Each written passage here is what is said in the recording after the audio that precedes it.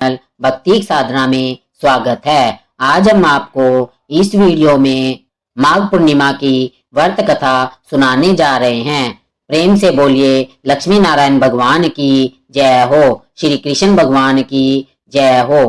प्रिय भक्तों, आप सभी को माघ पूर्णिमा की हार्दिक शुभकामनाएं। आज रविवार के दिन माघ पूर्णिमा का शोक पड़ा है। ऐसे में आज के दिन आप सुन रहे हैं माघ पूर्णिमा के दिन सुनी जाने वाली कथाएं। रविवार के दिन पीपल की पूजा वर्जित मानी गई है और आज मृत्यु लोक की भद्रा भी लग रही है। तो आइए कथाओं से पहले हम सभी भद्रा देवी से प्रार्थना करें कि आज के दिन यदि हमसे गलती से नासमझी से कोई ऐसा कार्य हो जाए जो भद्रा के समय नहीं किया जाता हो तो उसका दो समय ना लगे और भद्रा देवी हम पर प्रसन्न हो। तो आइए हम सभी पहले भद्रा देवी के नामों का स्मरण करें।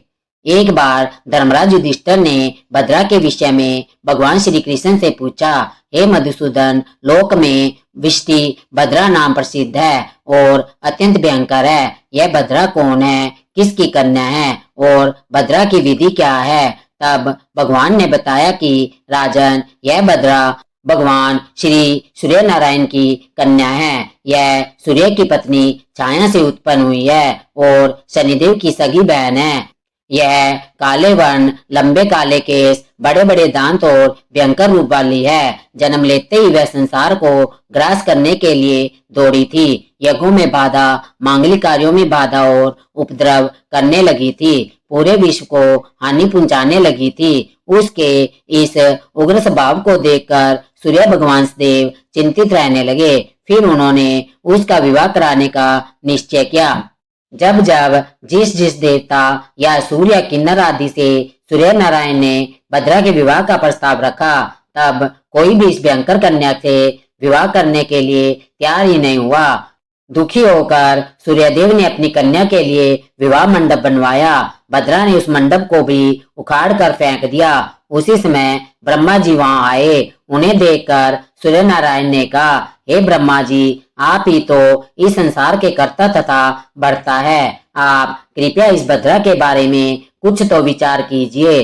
सूर्य नारायण के ऐसे वचन सुनकर ब्रह्मा जी ने विष्टि अर्थात भद्रा को बुलाकर कहा, भद्रे व बालव, कोल्लव आदि कारणों के अंत में तुम निवास करो और जो व्यक्ति यात्रा, प्रवेश, मांगलिक रीत्या, खेती, व्यापार, उद्योग आदि कार्य तुम्हारे समय में करे, उन्हीं में तुम विघ्न करो। 3 दिन तक किसी भी प्रकार की बाधा ना डालो। चौथे दिन के आधे भाग में देवता और असुर तुम्हारी पूजा करेंगे। जो तुम्हारा आदर ना करे उनका कार्य तुम ध्वस्त कर देना। इस प्रकार विष्टि को उपदेश देकर ब्रह्मा जी अपने धाम को चले गए। इधर विष्टि भी देवता, दैत्य, मनुष्य सभी प्राणियों को कष्ट देती हुई घूमने लगी। भगवान श्री कृष्ण कहते हैं, हे युधिष्ठिर महाराज, इस प्रकार से भद्रा की उत्पत्ति हुई और वह अति दुष्ट प्रकृति की है, इसलिए मांगलिक कार्यों में उसका अवश्य ही त्याग करना चाहिए। भद्रा का वास 5 घड़ी मुख में, 2 घड़ी कंठ में, 11 घड़ी हृदय में, 4 घड़ी नाभि में, 5 घड़ी कटी में, 3 घड़ी पुच्छ में रहती है।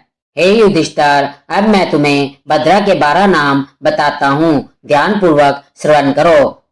धन्या दधि, मुखी भद्रा, महामारी, खराना, कालरात्रि, महारुद्रा, विष्टि, कुलपत्रिका, भैरवी च महाकाली, असुराना, शंकारी, द्वादश, तू नमामि, प्रातः पठेत न च व्यारीद भवेत तस्य रोगी रोगांत प्रमुच्यते ग्रह सर्वे अनुकूला सरयना च विघ्नादि जायते रणे राजकुले दत्ते सर्वत विजय भवेत।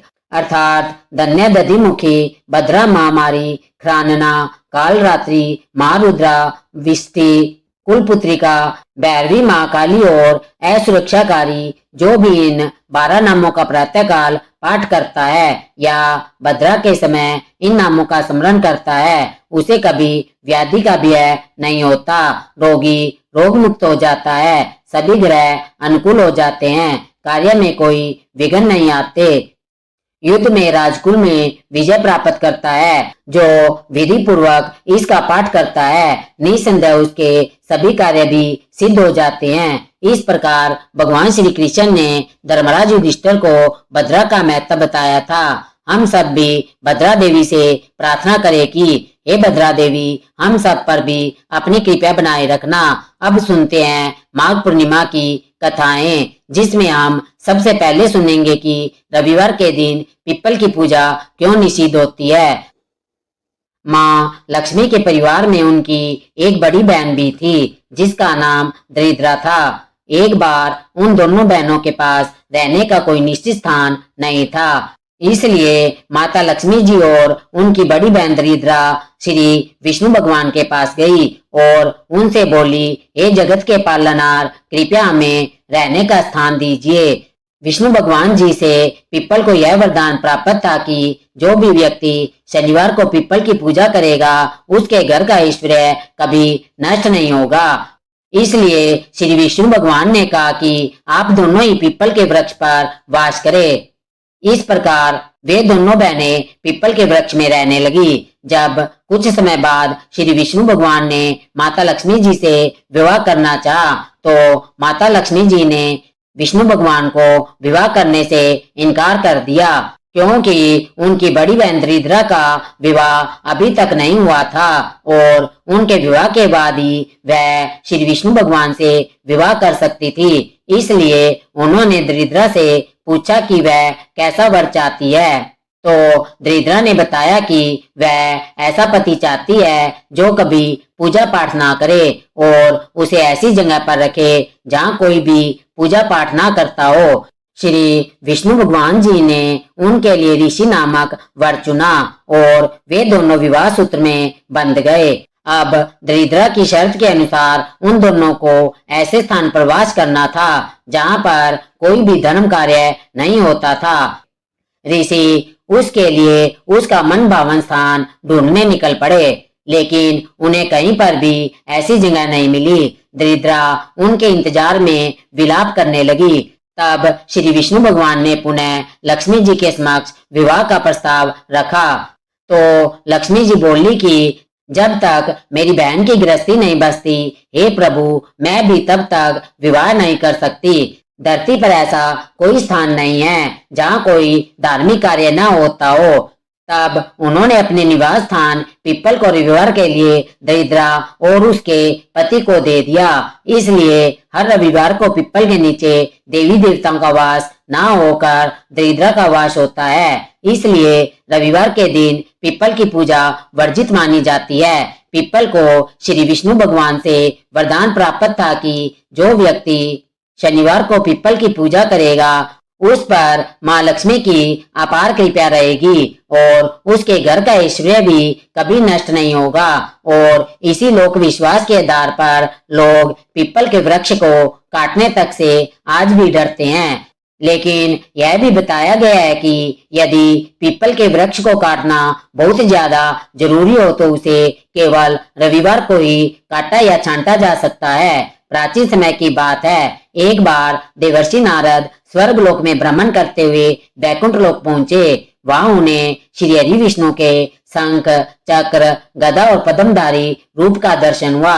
उनके चरणों में प्रणाम करते हुए नारद जी ने प्रश्न किया, हे भगवान, कलयुग में ऐसा कौन सा व्रत है जिससे मनुष्य जीवन के समस्त कष्टों से मुक्त होकर पुण्य लाभ प्राप्त कर सके तथा अंत काल में मोक्ष को भी प्राप्त हो। तब श्री लक्ष्मी नारायण भगवान ने कहा, हे नारद, जो मनुष्य 32 पूर्णिमा तिथियों का श्रद्धा और नियम पूर्वक उपवास करता है, श्री सत्यनारायण कथा का पाठ करता है, चंद्रमा को अर्घ्य अर्पण करता है तथा ब्राह्मणों को दान देता है, वह समस्त पापों से मुक्त होकर विष्णु लोक को प्राप्त होता है। इस प्रकार कहकर लक्ष्मी नारायण भगवान ने नारद जी से कहा, मैं इस व्रत से संबंधित एक कथा का वर्णन तुमसे कहता हूँ, कृपया ध्यान पूर्वक श्रवण करो। प्राचीन काल में विदिशा नगरी में धर्मदत्त नाम का एक ब्राह्मण रहा करता था। वह बहुत निर्धन होते हुए भी अत्यंत धर्मनिष्ठ और भक्ति भाव वाला व्यक्ति था। एक बार उसे स्वप्न में मैंने दर्शन देते हुए कहा कि हे धर्मदत्त, तुम 32 पूर्णिमाओं का व्रत करो, प्रत्येक पूर्णिमा को उपवास करो, सत्यनारायण की व्रत कथा का पाठ करो तथा ब्राह्मणों को भोजन कराओ। इससे तुम्हारे जीवन में दरिद्रता दूर होगी और अंततः तुम्हें मोक्ष भी प्राप्त होगा। तब धर्मदत्त ने मेरी आज्ञा के अनुसार पूर्णिमा व्रत का पालन किया। प्रत्येक पूर्णिमा को स्नान, पूजन कथा, अन्नदान और चंद्रमा को अर्घ्य आदि सहित व्रत किया। 32 पूर्णिमा को उन्होंने ब्राह्मण भोज, हवन और विशेष पूजन के साथ व्रत का उद्यापन भी किया। इसके बाद उसके जीवन में एक अद्भुत परिवर्तन आया। इस दिव्य व्रत के प्रभाव से उन्हें धन, संपत्ति, यश और संतानों की प्राप्ति हुई।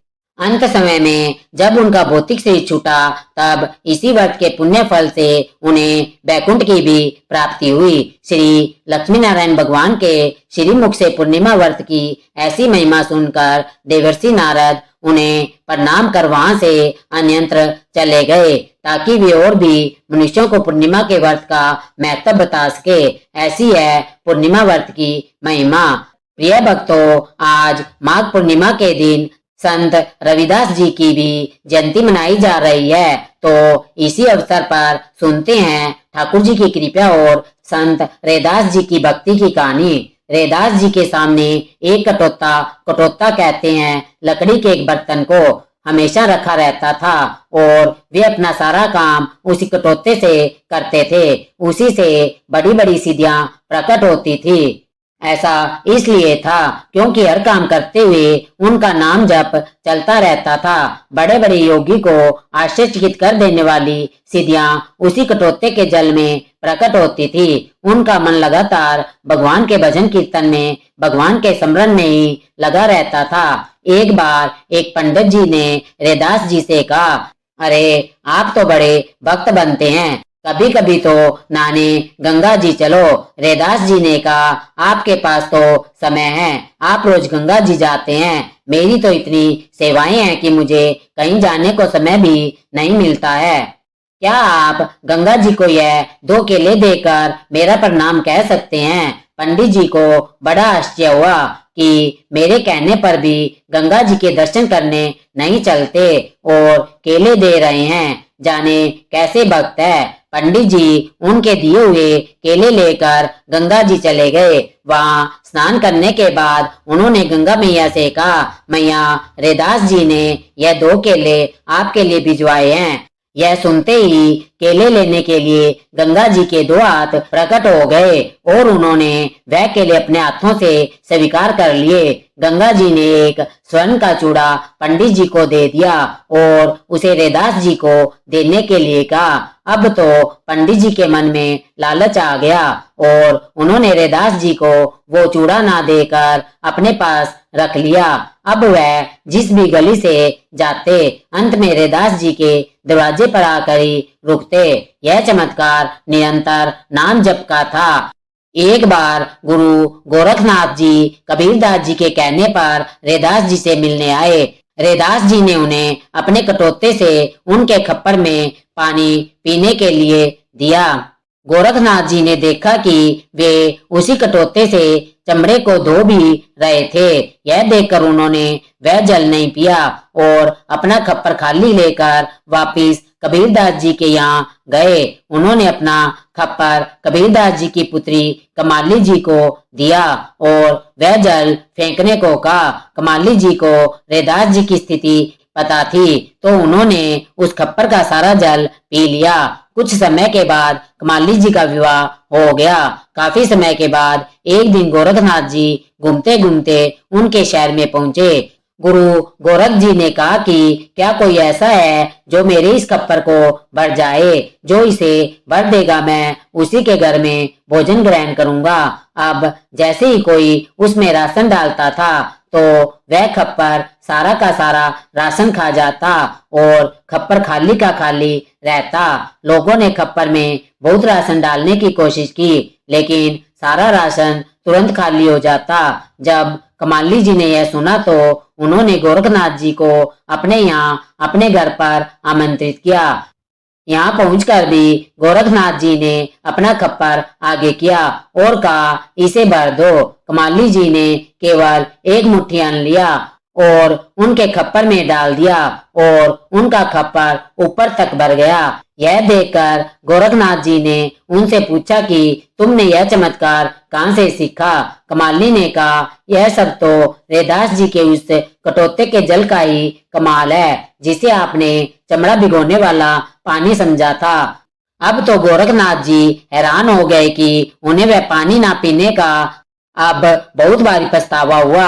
उसी समय गोरखनाथ जी रैदास जी के पास गए और उनसे पानी पिलाने का आग्रह किया। रैदास जी ने उन्हें जल दिया और कहा कि अब तो यह जल चमड़े का ही रहेगा। उस समय बात अलग थी। ऐसे ही रैदास जी ने एक राजा को अपने कटोते से जल दिया। उस राजा ने उसे घृणित समझते हुए उसे पीने का केवल एक नाटक किया और उसे अपने वस्त्रों में बहा दिया। जब धोबी ने वो कपड़े धोने से पहले अपने दांत से उसमें से कुछ निकालने की कोशिश की तो उस जल के पान से उसे दिव्य प्रकाश और आनंद की अनुभूति हुई। वह धोबी विकल हो गया। उसकी आंखों में आंसू बहने लगे। उस कटोते के जल में ऐसा क्या चमत्कार था? दरअसल रैदास जी हर समय नाम जप करते हुए अपनी सारी सेवाएं करते थे, इसलिए वह कटोता जिसे घृणित समझा जाता था, जिसमें चमड़ा भिगोया जाता था, वह दिव्य हो गया था। अब काशी जी के बड़े बड़े विद्वानों ने निर्णय किया कि रैदास जी को दंड दिलाया जाए, क्योंकि वह चमड़े का पवित्र कार्य करने के बाद भी ठाकुर जी की सेवा करते हैं। अब उन्होंने वहां के राजा के कान भर दिए कि जिस राज्य में ऐसा अपवित्र ऐसा घृणित कार्य होता है और जहां अनाधिकारी पुरुष ठाकुर सेवा करता है वहां तो अकाल पड़ जाता है। इसके बाद तो रैदास जी को राजा के द्वारा बुलवाया गया। रैदास जी अब महल में आए, राजा के सामने खड़े थे।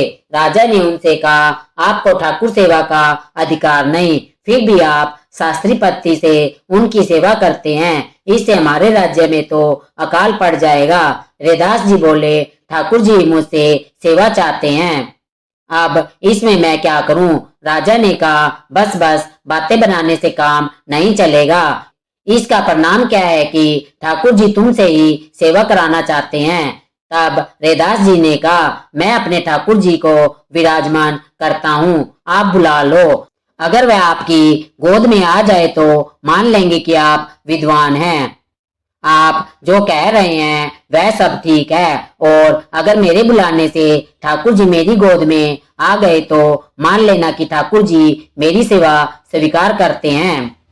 अब तो वहां पर भारी भीड़ इकट्ठी हो गई। हर कोई इस दृश्य को देखने के लिए बेचैन था। अब सभी ब्राह्मणों ने राजा के सामने इसे स्वीकार कर लिया। अब सब ब्राह्मण वेदों के मंत्र पढ़कर शास्त्रीय विधि से ठाकुर जी को बुलाने लगे, लेकिन ठाकुर जी किसी के पास नहीं गए, अपनी जगह से हिले तक नहीं। ध्रुवदास जी ने लिखा है कि भक्तों की प्रेम्य पुकार से जितना प्रभु प्रसन्न होते हैं उतना वेद मंत्रों से नहीं होते। जब रैदास जी के आंसू बहने लगे तब उन्होंने ठाकुर जी को पुकारा तो ठाकुर जी तो सिंहासन सहित आकर उनके हृदय से लग गए, उनकी छाती से लग गए। यह सब देखकर सारे के सारे ब्राह्मण जो मंत्रवेत्ता थे हैरान के हैरान रह गए। उन्होंने कहा, नहीं नहीं, ऐसा नहीं है, यह इनके ठाकुर जी है, इसलिए ऐसा हुआ। हम अपने ठाकुर जी लाते हैं, फिर देखते हैं। ब्राह्मण लोग किसी भी प्रकार से इस बात को मानने के लिए तैयार ही नहीं थे। रैदास जी इसके लिए भी तैयार हो गए, लेकिन दोबारा भी वैसा ही हुआ। रैदास जी ने उनके ठाकुर जी को पुकारा और ठाकुर जी उनके पास आ गए। इसी तरह जब जब जीवन में भगवान के नाम का जप नहीं है, जब जब भगवान के प्रति भाव नहीं है, तब तब कोई भी सिद्धांत कोई भी मंत्र ठाकुर जी को अधीन नहीं कर सकता। अब चाहे आप कितनी भी बड़ी साधना क्यों ना कर ले, आपकी सारी साधना सारी तपस्या को काम क्रोध लोभ मोह आदि लूटते ही रहते हैं। साधक को पता भी नहीं चलता है और वह भीतर से खाली बना रहता है और ऊपर से वह मंत्र पढ़कर नियमों का पालन करते हुए सेवा करता रहता है। तो ऐसी खोखली भक्ति ना रखकर अपने मन में आप पहले अपने भाव को जागृत कीजिए, अपने मन में अटूट भक्ति पैदा कीजिए और फिर चाहे तो आप नियमों का पालन करके मंत्रों के साथ ठाकुर जी की सेवा कर सकते हैं। नियम पालन ना भी कर पाए तो मन ही मन लगातार ठाकुर जी का स्मरण करे। सोते जागते उठते बैठते हर समय बस ठाकुर जी का ही स्मरण करते रहे। निश्चिंत है कि आपको भी एक दिन भगवत प्राप्ति हो ही जाएगी। आइए अब बढ़ते हैं पूर्णिमा व्रत की अंतिम और मुख्य कथा की ओर। द्वापर युग में एक समय की बात है, यशोदा जी ने श्री कृष्ण से कहा, हे कृष्ण, तुम सारे संसार के उत्पन्न करता, पालन करता और उनके संहार करता हो। आज कोई ऐसा व्रत मुझसे कहो जिसके करने से मृत्यु लोक में स्त्रियों को विधवा होने का भय ना रहे और यह व्रत सभी मनुष्यों की मनोकामनाएं भी पूर्ण करने वाला हो। तब श्री कृष्ण कहने लगे, हे माता, आपने अति सुंदर प्रश्न किया है। मैं आपसे ऐसे ही व्रत को विस्तार पूर्वक कहता हूँ। सौभाग्य की प्राप्ति के लिए स्त्रियों को 32 पूर्णमासियों का व्रत करना चाहिए। इस व्रत के करने से स्त्रियों को सौभाग्य संपत्ति मिलती है। यह व्रत अचल सौभाग्य देने वाला और भगवान शिव के प्रति मनुष्य मात्र की भक्ति को बढ़ाने वाला है। तब यशोदा जी कहने लगी, हे कृष्ण, सबसे पहले इस व्रत को मृत्यु लोक में किसने किया था, इसके विषय में भी मुझे विस्तार पूर्वक बताओ। तब श्री कृष्ण जी कहने लगे कि माते, इस भूमंडल पर एक अत्यंत प्रसिद्ध राजा चंद्रहास ने पालित अनेक प्रकार के रत्नों से परिपूर्ण कार्तिका नाम की एक नगरी थी। वहां पर धनेश्वर नाम का एक ब्राह्मण रहता था और उसकी पत्नी अति सुशीला रूपवती थी। दोनों ही उस नगरी में बड़े प्रेम से रहते थे। घर में धन धान्य आदि की कोई कमी नहीं थी, लेकिन उन्हें एक बड़ा दुख था कि उनकी कोई संतान नहीं थी। इस दुख से वह अत्यंत दुखी रहा करते थे। एक समय एक बड़ा तपस्वी योगी उस नगरी में आया। वह योगी उस ब्राह्मण के घर को छोड़कर अन्य सभी घरों से भिक्षा लाकर भोजन किया करता था। एक दिन वह योगी रूपवती से भिक्षा ना लेकर किसी दूसरे घर से भिक्षा लेकर गंगा किनारे जाकर भिक्षा में मिले अन्न को प्रेम पूर्वक खा रहा था कि धनेश्वर ने योगी का यह सब कार्य किसी प्रकार से देख लिया। अपनी भिक्षा के अनादर से दुखी होकर धनेश्वर योगी से बोला, महात्मन, आप सभी घरों से भिक्षा लेते हैं किंतु मेरे घर की भिक्षा कभी नहीं लेते, इसका क्या कारण है? तब योगी ने कहा कि निसंतान के घर की भीख पतितों के अन्न के समान होती है और जो पतितों का अन्न खाता है वह भी पतित हो जाता है। क्योंकि तुम निसंतान हो, इसलिए पतित हो जाने के भय से मैं तुम्हारे घर की भिक्षा नहीं लेता। धनेश्वर यह बात सुनकर अपने मन में बहुत दुखी हुआ और हाथ जोड़कर योगी के पैरों में गिर पड़ा और विनीत स्वर में कहने लगा, हे महात्मन, अगर ऐसा है तो आप ही मुझे पुत्र प्राप्ति का कोई उपाय बताइए। आप तो सब कुछ जानने वाले हैं, मुझ पर यह अवश्य ही कृपया कीजिए। धन की मेरे घर में कोई कमी नहीं है, किंतु कोई पुत्र न होने के कारण मैं अत्यंत दुखी रहता हूँ। आप मेरे इस दुख को दूर करें। यह सुनकर योगी कहने लगे, हे ब्राह्मण, तुम देवी चंडी की आराधना करो। फिर घर आकर उसने अपनी पत्नी से सारा वृतांत कहा और खुद तपस्या के लिए वन में चला गया। वन में जाकर उसने देवी चंडी की उपासना की और उपवास किया। देवी चंडी ने 16वें दिन उसको स्वप्न में दर्शन दिए और कहा, हे धनेश्वर, जा, तेरे पुत्र होगा, परंतु वह तेरा पुत्र 16 वर्ष की आयु में ही मृत्यु को प्राप्त हो जाएगा। अगर तुम दोनों पति पत्नी 32 पूर्णिमाओं का व्रत विधि पूर्वक करोगे तो वह दीर्घायु होगा। जितनी तुम्हारी सामर्थ्य हो आटे के उतने दिए बनाकर शिव जी का पूजन करना, किंतु पूर्णमासी को 32 की संख्या पूरी हो जानी चाहिए। प्रातःकाल होने पर इस स्थान के पास ही तुम्हें आम का एक वृक्ष दिखाई देगा। उस पर चढ़कर तुम एक फल तोड़कर जल्दी अपने घर चले जाना और अपनी पत्नी से सारा वृतांत कहना। ऋतु स्नान के बाद जब वह स्वस्थ होकर श्री शंकर जी का ध्यान करके उस फल को खा लेगी, तब शंकर भगवान की कृपा से उसको गर्भ ठहर जाएगा। जब वह ब्राह्मण प्रातःकाल उठा तो उसने उस स्थान के पास ही आम का एक वृक्ष देखा, जिस पर अत्यंत सुंदर आम का एक फल लगा हुआ था। ब्राह्मण ने उस आम के वृक्ष पर चढ़कर फल को तोड़ने का प्रयास किया, किंतु वृक्ष पर कई बार प्रयास करने पर भी वह नहीं चढ़ पाया। अब तो ब्राह्मण को बड़ी चिंता हुई। तब वह विघ्न विनाशक श्री गणेश जी की वंदना करने लगा कि हे दयानिधे, अपने भक्तों के विघ्नों का नाश करके उनके मंगल कार्य को करने वाले, दुष्टों का नाश करने वाले, रिद्धि सिद्धि के देने वाले आप मुझ पर कृपा करें। प्रभु मुझे इतना बल दे कि मैं अपने मनोरथ को पूर्ण कर सकूं। इस प्रकार सच्चे मन से गणेश भगवान की प्रार्थना करने पर वह भगवान की कृपा से वृक्ष पर चढ़ गया। वृक्ष पर से फल तोड़कर उसने घर आकर अपनी पत्नी को वह फल लाकर दे दिया और उसकी पत्नी ने अपने पति के कहे अनुसार उस फल को खा लिया और वह गर्भवती हो गई। देवी चंडी की असीम कृपा से उसे एक अत्यंत सुंदर पुत्र प्राप्त हुआ, जिसका नाम उन्होंने देवीदास रखा। माता पिता के हर्ष और शोक के साथ वह बालक शुक्ल पक्ष के चंद्रमा की तरह अपने पिता के घर में बढ़ने लगा। देवी की कृपा से वह बालक बहुत ही सुंदर, सुशील और विद्या में बहुत निपुण हो गया। देवी की आज्ञा अनुसार उसकी माता ने 32 पूर्णमासी का व्रत रखना प्रारंभ कर दिया, जिससे उसका पुत्र बड़ी आयु वाला हो जाए। 16वां वर्ष लगते लगते देवीदास के माता पिता को बड़ी चिंता हो गई कि कहीं उनके पुत्र की इस वर्ष मृत्यु ना हो जाए। इसलिए उन्होंने अपने मन में विचार किया कि अगर यह दुर्घटना उनके सामने हो गई तो वे कैसे सहन कर सकेंगे।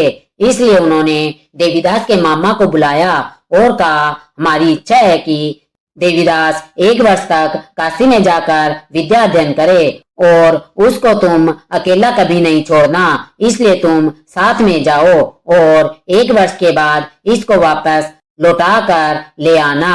सारा प्रबंध करके उसके माता पिता ने काशी जाने के लिए देवीदास को एक घोड़े पर बिठाया और उसके मामा को उसके साथ कर दिया, किंतु बालक के अल्पायु होने की बात बालक को या उसके मामा को नहीं कही। गणेश्वर ने अपनी पत्नी के साथ मिलकर अपने पुत्र की मंगल कामना और दीर्घायु के लिए देवी भगवती की आराधना और पूर्णमासियों का व्रत आरंभ कर दिया। इस प्रकार बराबर 32 पूर्णमासी का व्रत पूरा किया। कुछ समय बीतने के बाद एक दिन वह दोनों मामा और भांजे रास्ते में रात बिताने के लिए किसी ग्राम में ठहरे हुए थे। उस दिन उस गांव में एक ब्राह्मण की अत्यंत सुंदरी, सुशीला, विदुषी और गुणवती कन्या का विवाह होने वाला था। जिस धर्मशाला के अंदर वर और उसकी बारात ठहरी हुई थी, उसी धर्मशाला में देवीदास और उसके मामा भी ठहरे हुए थे। श्योंगवश कन्या को तेल आदि चढ़ाकर मंडप आदि का कर्म किया गया तो लगन के समय वर को धनुर्पात हो गया। वह हिलने डुलने और चलने में बिल्कुल असमर्थ हो गया।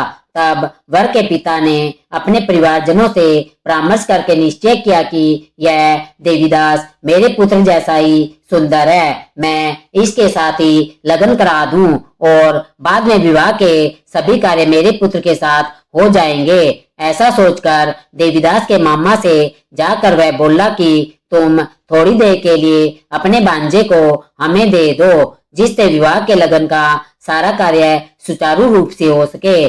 तब उसका मामा कहने लगा कि जो कुछ भी मधुर पर्क आदि कन्यादान के समय वर को मिले वह सब हमें दे दिया जाए, तो मेरा भांजा इस बारात का दूल्हा बन जाएगा। यह बात वर के पिता ने स्वीकार कर ली।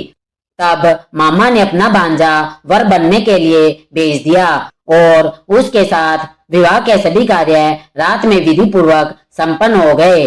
पत्नी के साथ वह भोजन नहीं कर सका। दुखी मन से वह सोचने लगा कि न जाने यह किसकी स्त्री होगी।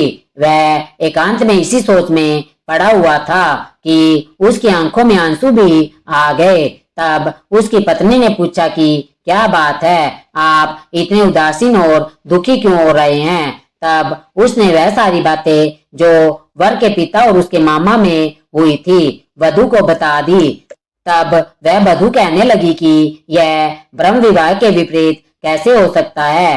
देव, ब्राह्मण और अग्नि के सामने मैंने आपको ही अपना पति बनाया है, इसलिए आप ही मेरे पति है। मैं आपकी ही पत्नी रहूंगी, किसी अन्य की बिल्कुल नहीं। तब देवीदास ने कहा कि ऐसा मत करो, क्योंकि मेरी आयु बहुत थोड़ी है। मेरे मरने के बाद तुम्हारी क्या गति होगी, इस बात को अच्छी तरह सोच लो। परंतु वह वधु दृढ़ विचार वाली थी, बोली कि जो आपकी गति होगी वही मेरी भी होगी। हे स्वामी, आप उठिए और भोजन कीजिए, आप निश्चित ही भूखे होंगे। तब देवीदास और उसकी पत्नी ने मिलकर भोजन किया और रात में वे सो गए। प्रातःकाल देवीदास ने अपनी पत्नी को 3 नगों से जड़ी हुई एक अंगूठी और एक रुमाल दिया और बोला, प्रिय, इसे संकेत समझकर रखो और शांत हो जाओ। मेरा स्मरण और जीवन जानने के लिए एक पुष्प वाटिका बना लो,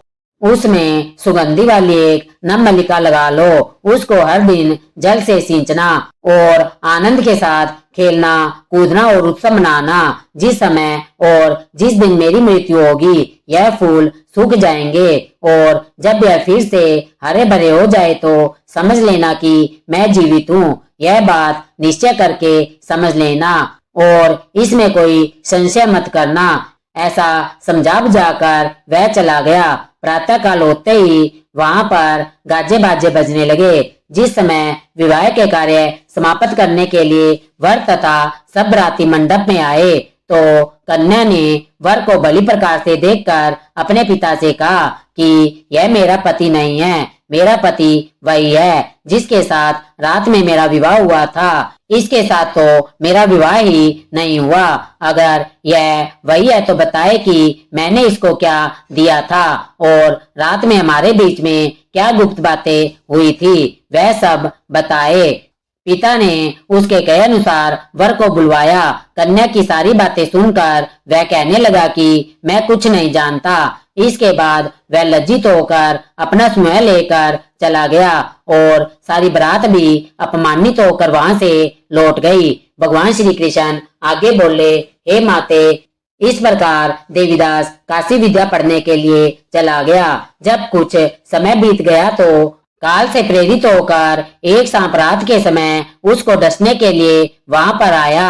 उस विषधर के प्रभाव से उसके बिस्तर के चारों ओर से विष की ज्वाला से वह बिस्तर विषैला हो गया, परंतु व्रतराज के प्रभाव से उसको वह सांप काट नहीं पाया, क्योंकि पहले ही उसकी माँ ने 32 पूर्णमासी का व्रत कर रखा था। इसके बाद मध्याह्न के समय स्वयं काल वहां पर आया और उसके शरीर से उसके प्राण को निकालने का प्रयास करने लगा, जिससे वह मूर्छित होकर धरती पर गिर पड़ा। भगवान की कृपा से उसी समय देवी पार्वती जी के साथ श्री शंकर जी वहां पर आ गए। उसको मूर्छित दशा में देखकर देवी पार्वती ने भगवान से प्रार्थना की, हे प्रभु, इस बालक की माता ने पहले से ही 32 पूर्णिमासी का व्रत किया था, जिसके प्रभाव से हे भगवान अब आप इसको प्राण दान दे दीजिए। देवी के कहने पर भक्त वत्सल भगवान ने उस बालक को प्राण दान दे दिया। इस व्रत के प्रभाव से काल को भी पीछे हटना पड़ा और देवीदास स्वस्थ होकर बैठ गया। उधर उसकी पत्नी उसके काल की प्रतीक्षा किया करती थी। एक दिन उसने देखा कि उस पुष्प वाटिका में पत्र पुष्प कुछ भी नहीं रहे, सब कुछ सूख कर नष्ट हो गए हैं। तो उसे बड़ा आश्चर्य हुआ, किंतु कुछ ही क्षणों में वह सब वाटिका पहले की तरह हरी भरी हो गई। तब वह समझ गई कि उसके पति पुनर्जीवित हो गए हैं। यह देखकर वह बहुत प्रसन्न होकर अपने पिता से कहने लगी, पिताजी, मेरे पति जीवित है, आप उनको ढूंढिए। जब 16वां वर्ष बीत गया तो देवीदास भी अपने मामा के साथ काशी से वापस अपने घर के लिए चल पड़ा। इधर उसके ससुर उसे ढूंढने के लिए घर से जाने ही वाले थे कि वह दोनों मामा भांजे वहीं पर आ गए। उसको आया देखकर उसका ससुर बड़ी प्रसन्नता के साथ उसे अपने घर ले गया। उस समय नगर के निवासी भी वहां इकट्ठा हो गए और फिर सब ने निश्चय किया कि अवश्य इस बालक के साथ इसी कन्या का विवाह हुआ था। उस बालक को जब कन्या ने देखा तो पहचान लिया और कहा कि यह तो वही है जो संकेत करके गए थे। फिर सब कहने लगे कि भला हुआ जो यह आ गया और तब सब नगरवासियों ने खूब आनंद मनाया। कुछ दिनों के बाद देवीदास अपनी पत्नी और अपने मामा के साथ अपने ससुर के घर से बहुत सारा उपहार लेकर अपने घर की ओर चल पड़ा। जब वह अपने नगर के निकट आया तो कई लोगों ने उसे देखकर उसके माता पिता को पहले ही जाकर सूचना दे दी कि तुम्हारा पुत्र देवीदास अपनी पत्नी और मामा के साथ आ रहा है। ऐसा सुनकर पहले तो उन्हें विश्वास ही नहीं हुआ, किंतु जब और लोगों ने आकर उनकी बात का समर्थन किया तब उन्हें बड़ा आश्चर्य हुआ। इतने में ही देवीदास भी अपने घर पर पहुंच गया और देवीदास ने अपने माता पिता के चरणों में सिर रखकर प्रणाम किया और उसकी पत्नी ने भी अपने सास ससुर के चरणों को स्पर्श किया। तो माता पिता ने अपने पुत्र और पुत्रवधू को अपने हृदय से लगा लिया और सबकी आंखों से प्रेम के आंसू बहने लगे। अपने पुत्र और पुत्रवधू के आने की खुशी में धनेश्वर ने बड़ा भारी उत्सव किया और ब्राह्मणों को भी बहुत सी दान दक्षिणा देकर प्रसन्न किया। भगवान श्री कृष्ण कहने लगे, माते इस प्रकार धनेश्वर 32 पूर्णमासियों के व्रत के प्रभाव से पुत्रवान हो गया। जो भी स्त्रियां इस व्रत को करती है वे जन्म जन्मांतर में भी विधव्य का दुख नहीं भोगती और सदैव सौभाग्यवती रहती है। यह मेरा वचन है, इसमें कोई संदेह नहीं। यह व्रत पुत्र पुत्रों को देने वाला तथा संपूर्ण मनोकामनाओं को पूर्ण करने वाला है। 32 पूर्णमासियों के व्रत करने से व्रती की सारी इच्छाएं भगवान की कृपा से पूर्ण हो जाती है। यह थी पूर्णिमा व्रत की कथा। सभी प्रेम से बोलिए श्री कृष्ण भगवान की जय हो, लक्ष्मी नारायण भगवान की जय हो। प्रिय भक्तों, यदि आपको हमारी यह वीडियो पसंद आई है तो हमारे चैनल भक्ति एक साधना को सब्सक्राइब करना और इस कथा को अपने तक सीमित न रखकर अपने मित्रों और अपने रिश्तेदारों तक ज्यादा से ज्यादा शेयर करना, जिससे पूर्णमासी व्रत का प्रभाव सभी लोगों को प्राप्त हो सके। हमारी कथा को अंत तक सुनने के लिए बहुत बहुत धन्यवाद। जय श्री कृष्णा, जय श्री कृष्णा, जय श्री कृष्णा।